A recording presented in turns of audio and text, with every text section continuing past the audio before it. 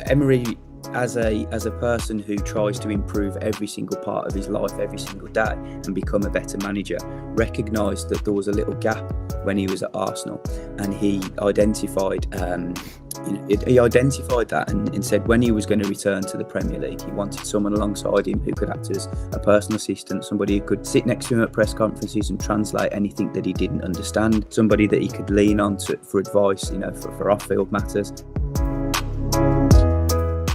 Points that you made on Diego Carlos, when you see on the screen straight after you've lost a game as a football fan, you see someone smiling when you're annoyed your team has lost. I can understand that kind of instant reaction of, I'm glad you think it's funny. But if you think of the bigger picture here, and Villa put out a video of the journey that he's gone through since he's come in. I mean, imagine coming in from a foreign country. You've played 2 games for your club that you've just joined. You've just uprooted your whole family. And then you get that horrific injury in your second game, and you've got to spend the rest of the season going on a journey trying to get yourself fit from what is a horrible, horrible injury. Of those players perhaps might be moved on in times ahead, and that will just free up more funds for Villa. If you look back over the last 2 years, they've only spent 40 million net, with the £100 million sale of Jack Grealish. So the last 2 years they've almost moved away from the tag that people perceived Villa to be big spenders, and they're almost shrewd, clever investors now. £40 million over the last 2 years net spend is pretty decent. The 1874 Show by the Villa View. Hello, welcome back to the 1874 podcast on the Villa View. I'm your host, Dan Bardell, joined by global Gregg Evans from The Athletic. This show is sponsored by NordVPN. Grab your exclusive NordVPN deal by going to thevillaview.tv/NordVPN, and you'll get a huge discount off your NordVPN plan. Plus, you'll also get 4 months for free. It's completely risk-free with Nord's 30-day money-back guarantee, so you've absolutely nothing to lose. So go and check those guys out. Greg, we've had a few weeks hiatus, busy schedules for both, not managed to marry them up. How are you? I'm good, thanks, Dan. Yeah, feeling nice and refreshed. I had a week golfing up in Scotland, so that was nice. I had a feeling golf might come into it at some point. Yeah, obviously, if I have some time off work, I've got to go and play golf, haven't I? What else am I going to do? You have to go and play golf. I mean, it's a good job you're not off this week, because all it does is rain. And in our hiatus as well, actually Villa lost twice. It's probably a good job we've come back. Yeah, disappointing, wasn't it? Those 2 results, but I think it was inevitable. Villa were not going to continue winning games in the fashion that they were. Defeats were going to happen, and the fact that they've lost 2 games away at Man United and Wolves isn't the biggest deal. I mean, you look at the table now and it starts to feel a little bit tougher to finish in those European positions, but I think Villa certainly would have taken this, having 3 games left with a chance of getting into the top 7, 100%. Yeah, we'll come on to the European picture later on in the show, because yesterday, Greg, you were doing some Gregging, some breaking news on The Athletic from yourself. What the heck is going on, Greg? I expected that pun would be used at some point. I didn't even know if you picked up on it. For those of you who aren't aware of Dan's incredibly cheesy pun just there, a guy called Chris Heck is expected to come into a senior position at Villa.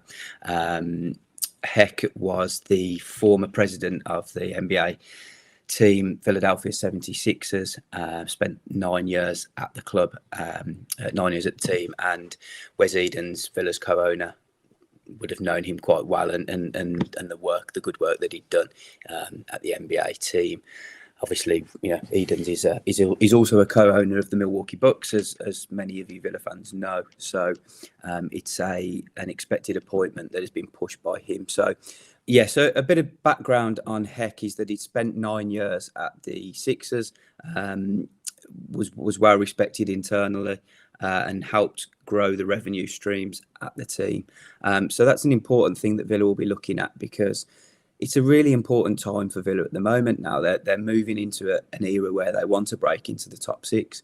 They've obviously got the stadium expansion plans that are well underway now. and the club, the owners, Nassif and Wes, are looking to get more money back into the club through various revenue streams. So hiring a new commercial expert and somebody who's going to be working on the senior management team is just one step towards trying to help build a better future and more of a sustainable future for Villa. Is that his remit then? Is commercial? That's the side he sits on. That's his expertise. That's where he worked so well in his previous roles. The exact definition of what role he will be taking up at Villa has not been announced or defined yet. So it's something we'll see in future weeks and months. There are a lot. What's clear is there are a lot of new changes now at Villa. Things are starting to become different at the club. The structure that was already in place was working well to an extent, but what we're going to see now is Unai Emery becoming the most powerful person at the club behind the owners, and having the majority of the almost all of the say on footballing matters. And Villa are looking to strengthen around the edges in their commercial departments and, as I mentioned previously, the senior management role. But what we're going to be seeing now is Emery taking a much greater control over footballing matters. Because you say Heck was president of the 76ers. That was his job title at the 76ers. But I guess the structures in basketball is very different to the structures in the English Premier League compared to the NBA, isn't it? Yeah, different setup. It'd be good to get an NBA expert on at some point to talk. I'll play it on the PlayStation, Greg. I can help. To talk about Heck and some of the good things, maybe some of the things he didn't deliver on, or it'd be good to get an expert opinion on that. What we know is that if he has got some football experience, which will be beneficial. He worked for the New York Red Bulls in Major League Soccer between 2011 and 2013. So that's going to help. I don't think he'll be having too much of a say on the footballing side of things. It'll be more commercial and behind the scenes. And as I mentioned previously, Emery will be the guy making the footballing decisions alongside his new and incoming sporting director. Interesting you say that about Unai Emery getting the control back, because the last time a manager had a real control and sway at Villa, I would say, was probably Martin O'Neill. And then when he left, there wasn't really football people to fill in the gaps once he'd gone, and Villa really started to spiral from that point. This feels quite different though, doesn't it? Because if you've got a manager like Unai Emery at Villa, you have to give him control and you have to let him do the things he wants to do because he can be successful. Yeah, I'm not going to go too much into detail on this now because we've got other things to talk about on the pod. But there's a piece going live on The Athletic on Thursday morning, which will go into a little bit more detail about. Well, in fact, it will go into a lot of detail actually about how some of the assurances that Emery was promised when he was negotiating with Nassif Sawiris to take over at Villa. So I urge all of you to read that because it will be a lot more detailed than what we're talking about now. But just in short, Emery was excited about coming to Villa and taking the job, but he wanted clear assurances when he was coming because the Premier League is so competitive. He wasn't just joining any club and a club who were in 17th position at the time. He wanted clear assurances that there were ambitious plans in place. So I'll go into a few of those details in the article on Thursday morning. But yeah, I mean, it was a blank canvas almost handed to him. He does have the keys to the castle, so to speak. He can do pretty much what he wants, and he's got a lot of extra credit in the bank because of the run that Villa have been on. 14 wins, is it, in 22 games? Something along those lines, which is incredible. So he was always going to get additional money to spend on transfers in this next summer window. He was given his full backroom team and other assistants alongside. But now that he's got the results that have taken Villa away from the relegation zone, a guaranteed top half finish for the first time in 12 years, and perhaps even qualification for Europe, just means he's got that extra bit of credit in the bank to go and do what he needs to do to succeed in the job. I know you don't massively want to go into it now, and we're not going to, but one question I just want to ask you is, how much is the difference between Emery's role and that of Steven Gerrard or Dean Smith? Because, when Arteta changed to being called manager from head coach, Is it that kind of thing? Has Emery's role changed from head coach to manager? It's not so much a title change. It's just very, very clear that he's now pretty much, well, he's the most powerful person at the club behind the co-owners. So, he's making the footballing decisions. He's targeting the players. He's identifying the players. There's a very good structure in place at Villa, which I've spoken about previously. And Emery and his team would be foolish to ignore that, because what Johan Langer, the current sporting director, who will be staying on at the club in a senior role, have put together is some very good processes. And the research team, the sports science team, the scouting team have put a lot of work into potential signings in the next couple of windows. And if Emery doesn't use that information that's already there, then he'd be missing out. But I think what we are going to see is Emery targeting individual players and hoping that the club can deliver on those now. Whether any of those targets cross over with some of the background work that Villa have already done, behind the scenes, we'll have to wait and see. Villa are a very private club; they don't want to reveal transfer targets. We've known that for years. But yeah, he's got a lot more power. Previously, it would be a joint or be a decision between the manager, Johan Langer, the sporting director, Christian Perzer, the CEO, and then the three of them between them would then pitch the potential players that Villa are after to the owners. The owners would then decide whether they can afford the player or whether it's worth buying. Now it will simply be Emery saying, "I want player X, can we go and get him?" And then the owners will decide. Okay, because it's quite clear, last year, Steven Gerrard wanted Philippe Coutinho, and he got Philippe Coutinho. The club did that for him. So managers always had say in some of the players. You look back to Dean Smith would have been heavily involved in Watkins and Konsa, for example. You assume because he'd worked with them before. So managers always had a say. But I guess what you're saying now is Emery has full control. Every player that comes in will probably have been identified by him, which, he's a football freak, isn't he, as well? You've done pieces on him in the last few months about how much work he puts in. I don't think anybody knows more about football than Unai Emery. Yeah, it's pretty incredible. He's an incredibly hardworking person, just very, very intense. Watches football when he's not working, spends extra time analysing games and preparing for games. As I've said previously, he's only got weekend games to prepare for at the moment, so that actually works in Villa's favour, because they can have a real specific, detailed plan for each opponent every weekend. Going to be a little bit different next year when the cup competitions are back, and if Villa get into Europe, there's going to be a lot more games to deal with, and then you've got the travelling and squeezing training sessions in, trying to give the players enough rest to recover.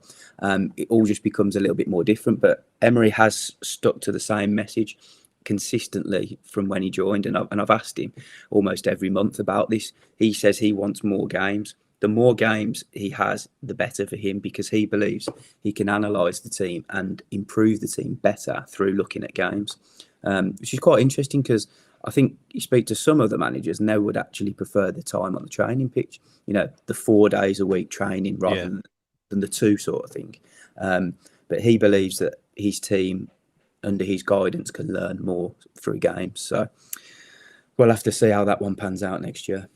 I thought I watched a lot of football. I probably watch football every single night. I imagine Unai Emery watches it in a completely different way to me. In fairness, but he'll go back and watch games that have already taken place and things like that. And if someone posted a picture on social media last week, he was just up in Birmingham, up in town, watching the football. I've seen him in a hotel watching football. The guy, when he finishes at the training ground, he just eats football, doesn't he? He really enjoys watching football, now because it's the first season for 15 years that he hasn't been involved in European football.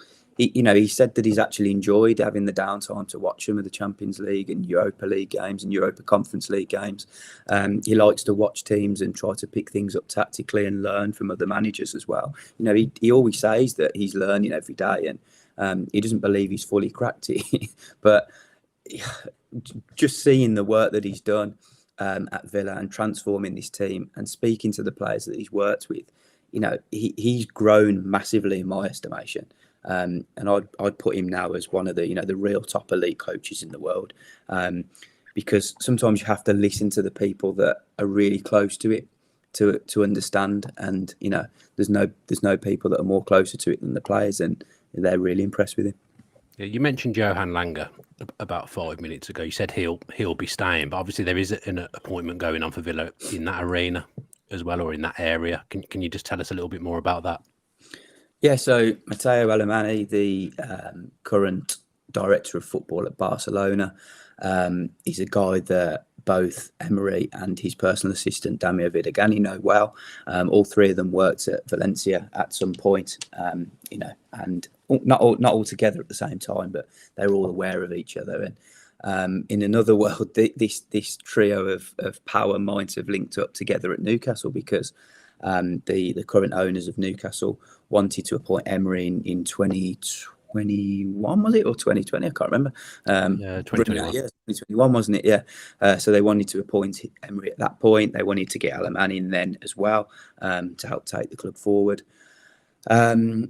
But Emery turned that down and decided to stay at Villarreal. So what's interesting now for Villa is that the three of them working together will be fully in charge of football operations and football decisions.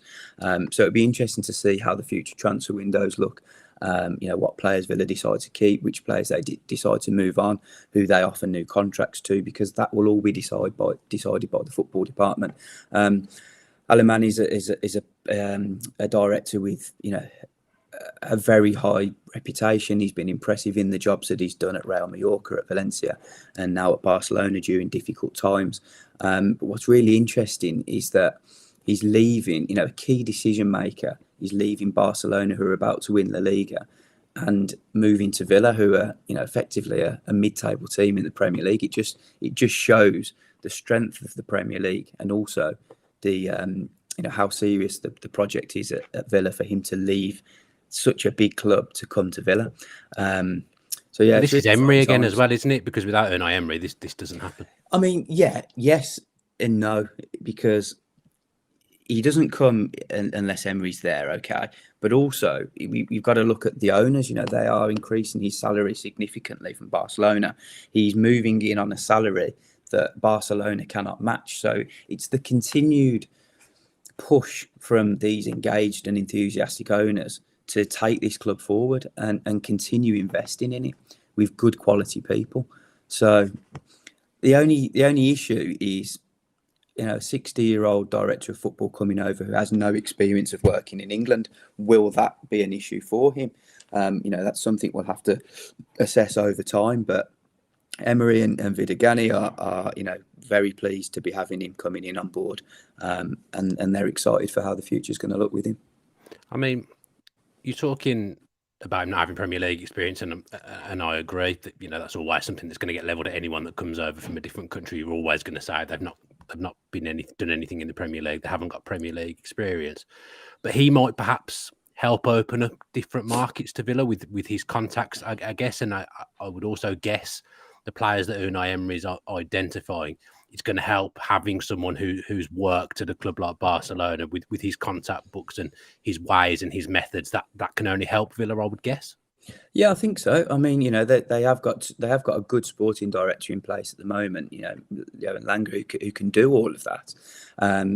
Alemany's not coming in to replace Lang because of his poor performance or because of the level of his performance. It's not that. The owners are happy with Langer. That's why they're expected to keep him on in a senior role within the V Sports company, because their portfolio, of course, is growing with Vittorio Guimaraes being acquired a 46% stake in that club, with the Egyptian academy ZFC also now coming under the V Sports model.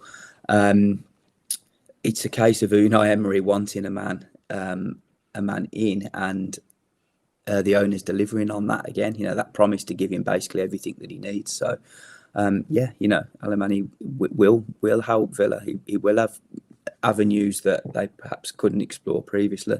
It's no doubt that they're going to be looking at the Spanish market, and that he will be well primed to help that anyway.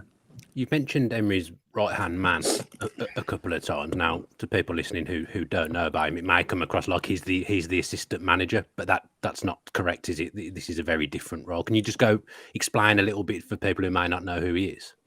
Yeah, so Damir Vidagani is a close ally of Emery's. He worked at Valencia in a high-profile director role for some time. He's sits next to Emery at press conferences, and the reason that Emery decided or wanted to bring him in on board was because of the bruising experience almost at Arsenal, where he was ridiculed at times for not being able to pronounce certain words correctly in the media during press conferences, which I think was very, very harsh. It was more a social media fueled thing, wasn't it? It wasn't anything else. To be expected. Horrible place at times. Just a way of the world, unfortunately. But yeah, I've never been in the market to criticise someone's pronunciation when I can't speak a second language myself. So, what Emery, as a person who tries to improve every single part of his life every single day and become a better manager, recognised that there was a little gap when he was at Arsenal, and he identified. He identified that and said when he was going to return to the Premier League, he wanted someone alongside him who could act as a personal assistant, somebody who could sit next to him at press conferences and translate anything that he didn't understand, somebody that he could lean on for advice, for off-field matters.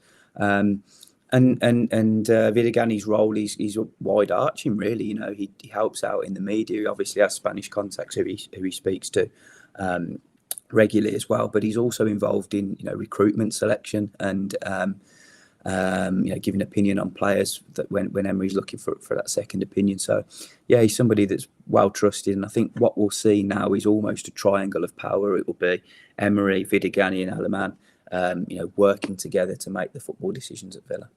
I'm excited by it. It just sounds proper. To me, that's a terrible explanation of something, but it just, I don't know, it just feels right to give a manager like Unai Emery the people around him that he needs, and to give him this power and what he's done with the club so far. I know we've achieved nothing essentially yet, but it's encouraging, and you do feel like the club's really, really moving forward now and getting the right people in. The proof will be in the pudding, obviously, but I don't know, just there's something that just feels right about it. It feels right because Villa are winning games, doesn't it? Well, not the last 2 weeks, Greg. I mean, in general, since Emery's come in, Villa have won more games than they've lost. I know, and they're on an incredible ride at the moment this season. But it feels good because Villa are winning. If Villa were 17th still, as when he took over, we'd be saying, well, why is this guy getting all the power now? Yeah, true. I've just seen enough that I just completely back this manager and love this manager and just believe in him and believe in what he's doing. And I like that the club are doing the same and basically just giving him what he wants. I've never understood that in football where you've got a manager in, but for example, and then someone else is picking the players. Like you go back to Villa when they were awful and they got relegated, so they've got Tim Sherwood as manager. Think what you will of Tim Sherwood. But then you're bringing in all these players who he probably doesn't really want to work with. That's the best example I can think of. So, when you've got a manager in, I would almost feel, let them have a say, really. Let them do what they want. I mean, Tim Sherwood's a terrible example because he brought in Jolyon Lescott and no one liked him. But do you know what I'm saying? Where, you've almost got to... A football club needs to be working in conjunction. I mean, to pick up on your example that you've highlighted there, if Tim Sherwood and Paddy Riley, who was the sporting director and head of sporting director, effectively, head of technical and scouting director, what was his title? Paddy Riley was director of recruitment and scouting. Right, let's get that. I don't know.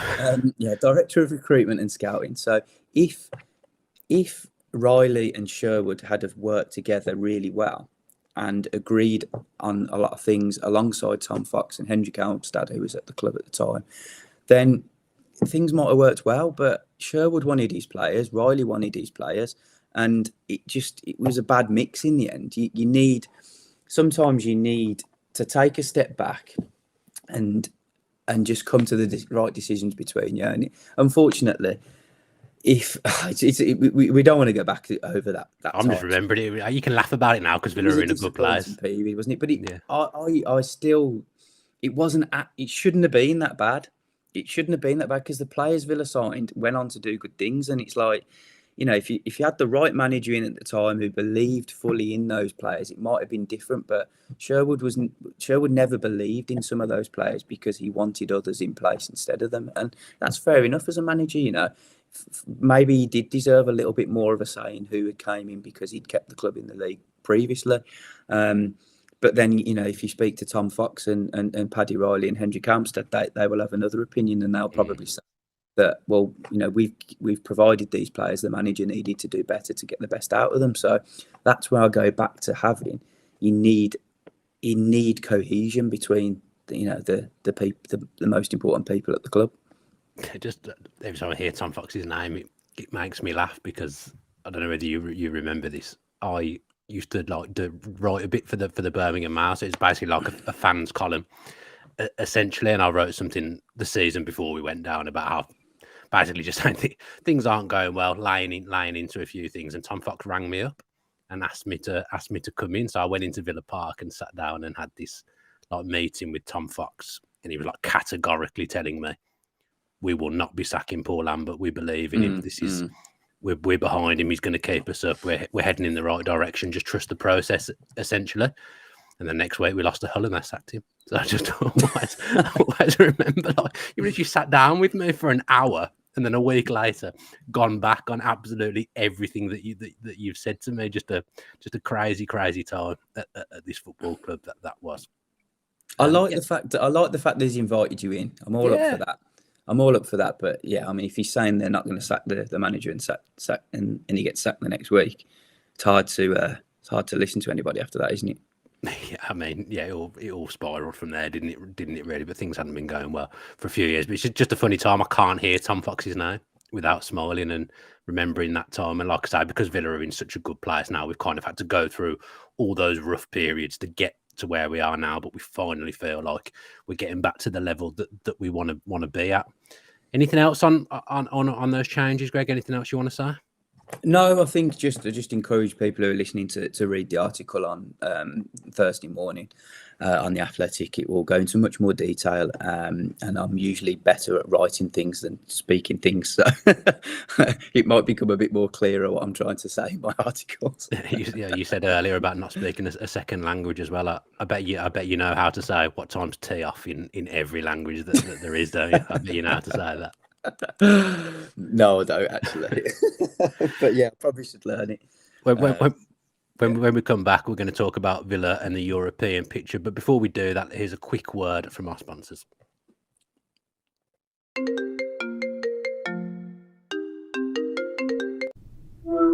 If you're getting fed up of missing all the live football, then our new show sponsor, NordVPN, will be able to help you out. NordVPN is a secure and private service which works on pretty much any device, including your laptop, mobile and smart TV. So if you want to watch, let's say, some live US content, it allows you to appear like you're in that country. And whilst you're connected, no one can find out what you're doing, including your internet service provider. Beyond this, the service also has threat protection baked in to protect you from intrusive website ads and malware, which is pretty handy. As part of NordVPN supporting the Villa View, they've given us an exclusive deal of up to 65% off and 4 months for free. This also includes Nord's 30-day money-back guarantee. All you got to do is go to thevillaview.tv/NordVPN and sign up. All the details will be in the description of this video. And as always, we're truly grateful to anyone that signs up. We know money's tight, but if you think NordVPN is worthwhile and it's going to help you out, then this really helps us keep the channel running. All the best, up the Villa.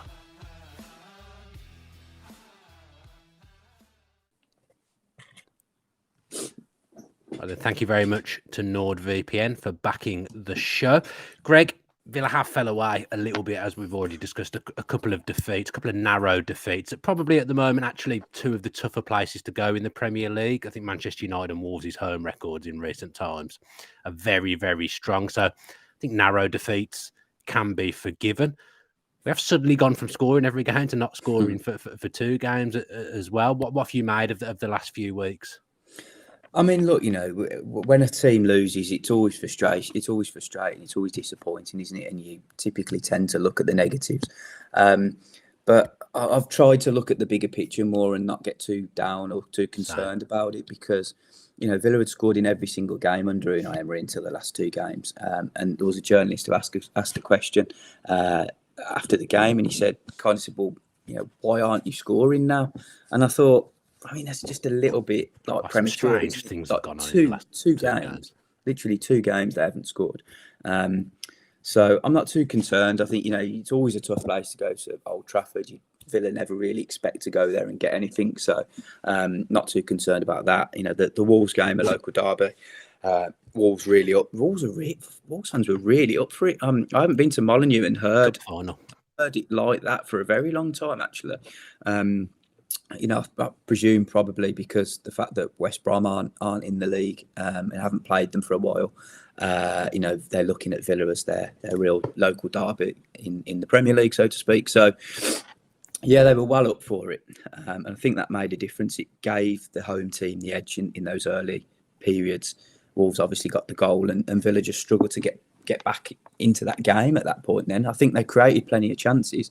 I don't think there was anything particularly wrong with the performance. They played in a similar way to they have done in previous weeks. Emery even admitted that Villa had played better than when they had won some of the games.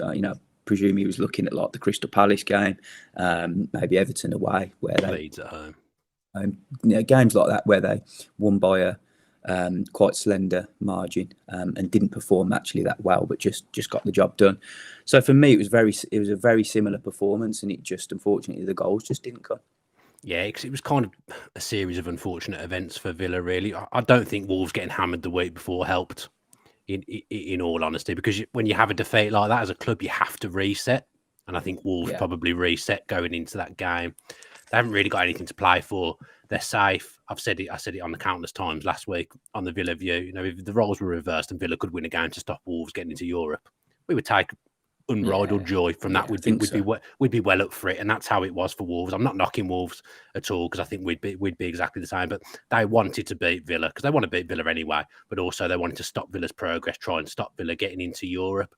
And it does show that. I think it shows as well the fact that a galvanised fan base can really help a team. Because I think the way the Wolves fans were helped Wolves. Yeah. But when you concede in early doors 1-0 off a set piece, it's exactly what Wolves' game plan would have been. Go ahead, defend deep, get a low block and try and keep Villa out. And they did it very well. I mean, Craig Dawson, the amount of good games I've seen him have against Villa now is so frustrating, so annoying. He's had good games for West Brom against us, good games for West Ham against us, and now he's playing for Wolves. I thought he was excellent. For them, that low block just suited him perfectly. He just got in the way of everything, and he really, really annoyed me. I think at one point I shouted out, "I'm fed up of Craig Dawson" to my dad. Not things that you expect to hear during a football match. But I think Wolves handled the game really well. But I don't think Villa were bad. We couldn't quite break them down. I do think we're a little bit leggy because there hasn't been much rotation over a few weeks. But I guess the good thing for Villa now going into the last 3 games is 4, not key players, but 4 players. 4 senior come players. Straight in, they'll improve the squad and give us more options off the bench. Yeah, it was good to see that. It was good to see Kamara come back into the squad and come off the bench and play. He's going to be a huge player for Villa. He's their best midfielder, I think. So that Villa need to get him fit and ready again ahead of next season. Obviously, having Bailey, Coutinho didn't get on, but Bailey and Coutinho also there. Cash will be back next week as well, which is also important. And Diego Carlos, brilliant to get him on the pitch after such a long, hard journey for him. 9 months out. A little bit of criticism from some of the fans with the way he was, interacting with some of the Spanish-speaking Wolves players and staff at the end of the game. But I'm going to say this in the most respectful way. He didn't care too much about the result because the bigger win for him was getting back out on the pitch. Now, I know Villa fans don't want to hear that, and he hasn't actually said that, but deep down, I know what you mean. You know what I'm trying to say. Deep down, his biggest win, his biggest victory was getting back out there and playing again after 9 months out. Because anybody who's suffered a ruptured Achilles will know how bad the injury is. I haven't suffered one personally, but I spoke to a lot of experts, medical experts about it, and people in sport. And there are basketball players that suffer that and think that their career's over. And Carlos would have had, thoughts like that. I'm turning 30. Will I ever be the same player again? So to get him back, it's great. And it just opens up a few more options for Villa now. Will he be the centre-back moving forward? And will that mean Ezri Konsa moves out to right-back more often? Will Ezri Konsa lose his place? Will Tyrone Mings lose his place? Just good to have a few more. It's just good to have another centre-half in there to keep the competition fierce. And just in general, I think Villa's squad looking a lot more stronger. The only issue is it's the same problems, isn't it? Bertrand Traore having a dreadful 45 minutes. Leon Bailey coming off the bench and not really doing any better. That position for Villa just feels like a little bit of a weakness at the moment. That's one they need to identify in the summer, isn't it? That position, I think. But I echo the points that you made on Diego Carlos. When you see on the screen straight after you've lost a game as a football fan, you see someone smiling when you're annoyed your team has lost. I can understand that kind of instant reaction of, "Oh, I'm glad you think it's funny." But if you think of the bigger picture here, and Villa put out a video of the journey that he's gone through since he's come in. I mean, imagine coming in from a foreign country. You've played 2 games for your club that you've just joined. You've just uprooted your whole family. And then you get that horrific injury in your second game, and you've got to spend the rest of the season going on a journey trying to get yourself fit from what is a horrible, horrible injury. I mean, I don't know if people have watched that video on the club's YouTube, but I admired he seemed to be really positive that the whole way through it, always had a smile on his face. And from what I saw of his brief cameo back on the pitch as well, he moved the ball quick, which is it's good, isn't it? Which is what Unai Emery will want at centre back. He pinged a lovely crossfield ball at one point as well. You forget Villa's 2 big signings in the summer to upgrade the squad from the previous year. Both of them have spent. I mean, Carlos has spent virtually the whole season injured, but Kamara's had a high portion of the season injured as well. So they were Villa's 2 big players that they identified in the summer to really improve things, and they've been without them for a large portion of the season. I do think it's interesting as well what you say about the defence moving forward. I actually think Carlos will probably play against Tottenham at the weekend. I think Ashley Young he's played a lot of games for a 37-year-old at the moment, and Cash probably isn't quite ready to start. Having Konsa at right back, that's the kind of thing Emery did a lot of at Villarreal. I think Juan Foyth played there an awful lot for Villarreal. So having Konsa at right back and Carlos at right centre back, it kind of fits in with the way Emery played at Villarreal. So I think for the next game, certainly, I do think bringing him on the way they did, is a brief insight into what we might see at the weekend. Yeah, it will be interesting. I think Ashley Young certainly held his own. He's been brilliant. I'm not knocking him. He's been phenomenal. Yeah, very, very impressive, especially for his age. But yeah, it will be interesting, especially as Villa are playing 3, real tough teams now in teams that are above them: Tottenham, Liverpool, and Brighton. It'd be interesting to see if Emery does revert to that system that he often typically used at Villarreal, where it's more of a 3-man defence when Villa are in possession, and allowing the left back to bomb on and create attacks, and the right back just moving into centre back. It would make sense, wouldn't it, for Konsa, Carlos, and Mings to occupy those positions if Cash isn't quite ready. And it will be interesting to see what happens in the summer as well, because from what I'm hearing, Emery wants to strengthen all departments, defence, midfield and attack. So if they're looking at another centre-back, do they need 4 centre-backs? They've got 3 at the moment. Do they need another one? And what happens to the fourth choice one if a new guy does come in?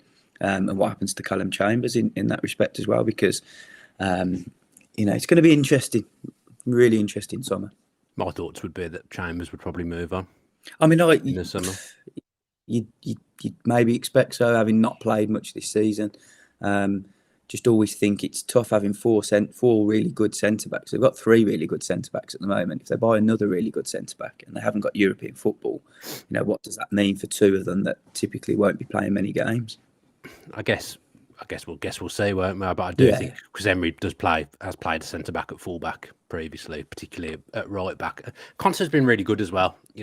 People want to see Diego Carlos because he's new and he's come in with some pedigree. He's Brazilian as well, which, football fans, you always think, oh yeah, Brazil player. That's what you want to see, isn't it? But Konsa probably doesn't deserve to come out the team. So it might be a way of keeping him in the team and getting Diego Carlos back to play him at right back. And it's something that's been successful for Emery before. But I'm looking forward to the summer, your report, not to see what Villa do in the transfer market, because I think they'll have some impressive and some exciting plans. Did ask for some questions before we go, Greg, so there's a few here that Okay. I'll pick out. First one comes from Luke Collins. He says, what single tactical / personnel change made by Emery has had the biggest effect at the club? Cool. I've got an answer for this because I knew it was coming. Do you want me to start with what I Do you think? want to answer that one then? Yeah, We'll see if no, I don't think people are asking me the questions, in all honesty. I think I think they want you to answer it. Okay, I mean, this sounds like a bit of a cop-out because it's not necessarily a tactical change, but I think the biggest difference with Emery at the club is the preparation. So everything is geared towards a specific match. So Monday morning, it will be a completely new outlook ahead of the game. And then there are so many detailed video meetings. There are opposition scouting reports that take ages, that very, very, very long time to put together. Set piece routines are worked on for much longer. The time spent on the training pitches is a little bit longer than previously, and all the individual players have extra coaching and extra clips to watch and things like that. So Tyrone Mings did an interview with Michael Calvin recently, and it's well worth a listen. I need to listen to that. Yeah, it's very good. It's very good. It's well worth a listen. And he summed it up quite nicely by saying, we are so prepared now that really there shouldn't be any excuse, that if every single player does exactly what they are told and what they've worked on in the week, then really we should go and beat everyone, which was an interesting way to put it. And at that point, Villa were on an incredible run where they were almost beating everyone. So it was good to roll with those quotes at the time. But yeah, I think it's the preparation. It's the fact that there is literally not a single stone left unturned ahead of every game. So that's the main thing for me. Okay, I was going to say the playing out from the back. What I like about that is that you could see there was teething problems at the start, but they kind of played through the pain of it.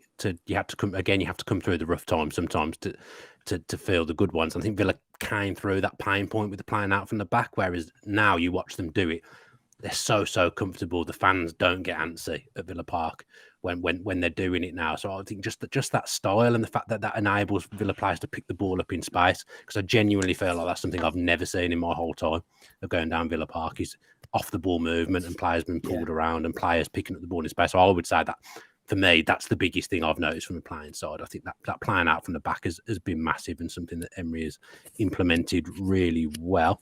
Matt C says, you might not be able to answer the first part, but you might be able to answer the second. How much financial fair play headroom do we have?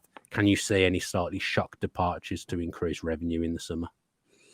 I'm going to be doing an article on financial fair play at some point, so I'll go into a little bit more detail then on the Athletic, because we're going to need a lot more time to talk through the finer details, and I want to speak to the experts first and crunch the numbers properly before I answer that. But Villa are in a good position in terms of the value of their squad. Now, they have a lot of players that are significantly higher in value than when they sign them. So if they do want to move a couple on to free up some funds for further new players, they're in a good position now, because they're worth a lot more. Also, there's five or six players that were out on loan in the Championship and League One, and League Two, if you're including Louis Barry now. Not all of those are going to make it at Villa. You've got Cameron Archer, Aaron Ramsey, Jayden Philogene, Tim-Eric Boonham, Finn Azaz and Louis Barry. So there's 6 players there that have had Bogard as well.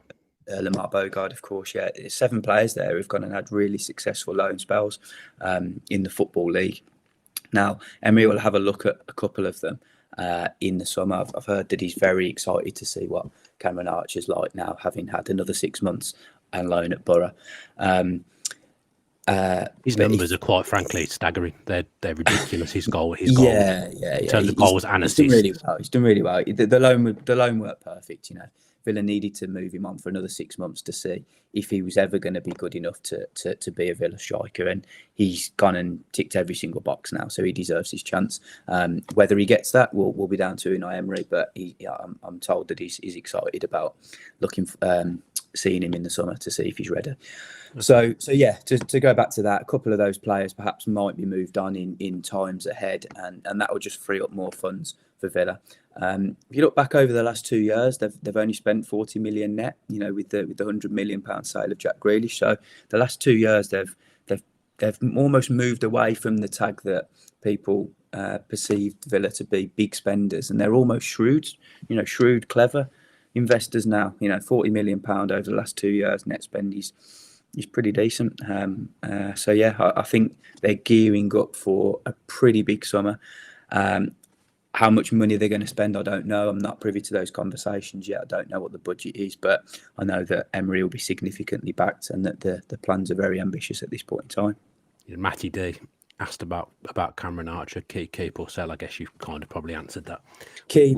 What you Got to give him a chance. Got to give him a chance. I mean, we could look at it two ways. If a club is in seventh position at the moment, 7th, 8th position, and they want to break into the top 6, do they go and sign Cameron Archer from Middlesbrough on the back of his record to take them further? Perhaps not, but I just think that because he's had the upbringing at Villa, and because he's achieved every target that has been set for him when he's gone out on loan, they need to have a look at him because he's a goal scorer. He gets goals, and if Ollie Watkins isn't firing, then he could be a good alternative. But I'm sure that Villa will get another striker as well. It'd be interesting. You've got to have options, haven't you? Especially if you do qualify for Europe, you've got to have 5 subs and all that. Yeah. So. It's perfect, and I think next season when Emery gets kind of his own squad, he makes his full stamp on the squad. I think you'll see Villa make more use of the 5 subs, and they'll be.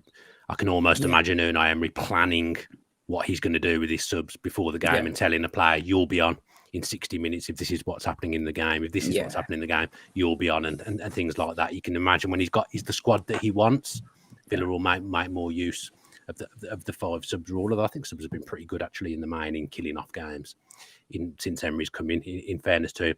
One more question. It's come from JD. At one stage, you were adamant, like a lot of us, that Martinez would leave in the summer. I think this is aimed at me. This was due to him not fitting Emery's way of playing. Do you think he has adapted enough for Emery to fend off bids, or can you see us accepting a high offer? I think he's irreplaceable. You were quite emphatic at the time when I said that.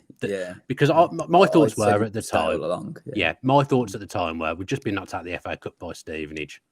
We're not going to get into Europe anytime soon, which we still might not get into Europe, but I feel a lot better about that than I did at the time. He had a few teething problems with the playing out from the back. Him and Emery had a bit of a to-do after the Arsenal game. I was just thinking he's won the World Cup. He's going to want to play in the Champions League, surely. But everything you hear from Emi Martinez now in this good run, it does feel like it's all geared towards him to stay, isn't it? And he is irreplaceable. I agree with that. Villa aren't going to get a better keeper in than Emi Martinez. No, he's incredible. And if Villa do sell him in this summer, which I don't think they will, then they've got to get 2 goalkeepers in because I'm not convinced about Robin Olsen. Feel like Villa do need another backup to him. Jed Steers out of contract in this summer, so we don't know what's happening with him yet. But so we might need 2 goalkeepers anyway. Yeah, well, yeah, or does Sinisalo get promoted further up? We'll wait and see on that. But yeah, Villa have to keep Martinez, and I think they will. All the noises coming out from his camp are that he's going to stay, that he's excited about, the future under Emery. He's desperate to win something at Villa, which he keeps mentioning in every interview. I think if Villa get into Europe, that will help massively. The fact that the Europa League, for example, if Villa can squeeze into 6th. Then I think Martinez would be satisfied playing in that competition next year, as well as remaining in the Premier League and pushing forward with that. So yeah, if it's going to take a very big bid anyway for Villa to consider, and I just don't think it's worth selling him, because I think you get 50 million or 60 million or more or whatever, whatever figure it is. Don't think you're going to go and you're going to be able to get another goalkeeper as good as him. My only thought, my thought in February time was that a few Premier League teams might need a keeper, but now it looks like Manchester United are probably going to keep hold of De Gea. Chelsea are just an absolute basket case of a club. Tottenham are in a complete mess. You're actually probably better off at Villa, a stable club at the moment, than going to one of those 2 teams. Plus, those 2 teams aren't going to be in the Champions League anyway. So he's kind of in the right place now. If you look at it, he's not going to go, obviously not going to go to Arsenal. He's not going to go to Man City.